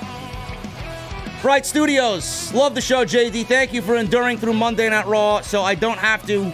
I was wondering, who do you consider to be the biggest waste of talent in WWE in the last 10 years? Everybody that WWE released that is now on AEW. Legitimately. Currently on the roster, Ricochet, Cesaro. He wasn't let go. He just walked. But yes, guys like that. Ali, Wyndham. Bradley Robinette with a $1.99 Super Chat. AEW should move their pay-per-views to Saturdays, please. Saturdays would be better, man. Legitimately, they would be better than a Sunday. Jason Carter with $11 in Super Chat. End the brand split. I would unify all the titles, renaming them WWE World Championship and Undisputed Women's World Championship. I would unify the IC, US, and 24 titles, calling it WWE TV Championship. No, we need a WWE Championship, a US Championship, an Intercontinental Championship, one Women's Championship, and one set of Tag Team Championships, and that's it. Everything else needs to go. John A. with a $1.99 Super Chat. Thoughts on Muhammad Hassan from 2004. Loved it in 2004. It would absolutely be canceled in 2022. Jairo Gonzalez with 20 in Mexican pesos. Hey, JD, do you think Triple H will start his own promotion? No, I do not. Why would he? He's getting paid to do nothing in WWE, man. He's part of the family. Red Storm Pro. Thank you for the $5 in Super Chat. AEW has a 62-year-old Sting crashing through tables and getting big pops from the crowd. WWE will have Stone Cold Steve Austin doing a talk show segment at WrestleMania. LOL. If WWE had their way, they would have Austin wrestling at WrestleMania. Austin doesn't want to do it. Good for him. Why would he come back and ruin his legacy? For a cheap fucking payday in a match that means nothing. That's been given 3 weeks of build. Ricardo Linnell with a $5 Super Chat. Rhea Ripley equals fraud because of WWE. How sad that we had a show like Revolution last night and trash like Raw tonight. OTS is always number one. Thank you, Ricardo. I appreciate you, brother. Hope all is well. Alex Perez with a $4.99 Super Chat. Pick one. Sami Zayn versus Johnny Knoxville or Crush versus Doink the Clown. I'm going with Crush versus Doink the Clown. Matt Osborne, the original Doink, was fucking brilliant, man. Alex Perez, thank you, brother. JD Venom with the $10 Super Chat. Raw was a 2 out of 10. Edge's promo was great. Orton's RKO was great. Owens and Stone Cold. KO show at Mania, I'm fine with. Just don't have Austin wrestle. WWE 2K22 is out as of now. Mr. 9 to 5 is coming back. I'm not so sure about that, man. I'm not so sure about that.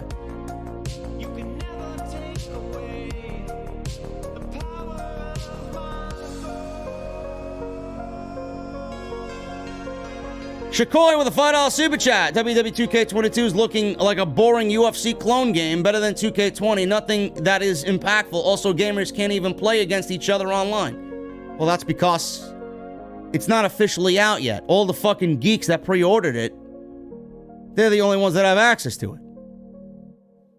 Shakoy also with a $2 super chat. I seriously can't wait for the new AEW game. Me too, man. I think that AEW game is going to be great. Chris Elliott with a $5 super chat. I ordered AEW Revolution on my Spectrum. It was so worth the $50. Cheers to JD, the Messiah of the IWC. Absolutely.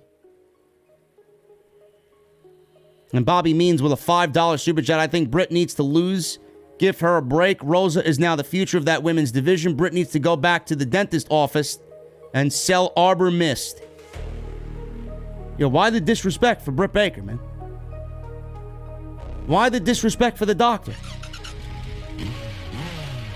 Yes, her title reign is a little weak right now. It's about due to end. Let's give Tony Khan the benefit of the doubt for him doing the right thing, man. Seriously. He's going to do the right thing. Don't worry about it. Anyway, guys, I'm getting out of here, man. It was a good show tonight. Off the script was, not Raw. But I appreciate you guys very much, man, for hanging out with me on your Monday nights. Thank you so much for all the super chats. Thank you for the love tonight. Hit that subscribe button down below. Turn on the bell for notifications. 875 likes in the live stream, man. Let's get that to 1,000. We usually hit 1,000 easy on Monday night, man. What's going on here? If you guys are in the chat and have not hit the thumbs up, hit the thumbs up. 1,000 minimum. Kevin Owens, KO Show, Stone Cold Steve Austin, Seth Rollins, Cody Rhodes is the big rumor right now. Tag team match was awesome tonight. RKBRO, the new tag team champions. WrestleMania looking like a complete shit show. I'll be back on Wednesday for AEW Dynamite. I will have Jesse in the house. And we will go over AEW Dynamite, which should be awesome. All of the fallout from Revolution should be great, man. Will we see Jeff Hardy? Will we see Swerve Scott? Will we see CM Punk and what is planned for him next? What's next for Adam Page? What's next for Wardlow? Lots to talk about coming out of AEW, man. Lots of good shit. And go check out my sponsor, guys, Honey. Join honey.com/offthescript. Download that free web browser and start saving some money using my good friends over at Honey. Guys, I'm getting out of here. I'll see you back on Wednesday for AEW Dynamite. Off the Script 420 will be live tomorrow. No NXT. But I need two things from you guys right now, man. Number one, I need those guitar emojis in the chat. My VIPs, those Mustang emojis if you got them. And when that guitar solo comes on, I need that music on max. I'll see you guys on Wednesday live, back in the venue for AEW Dynamite on Off the Script. I'll see you guys later.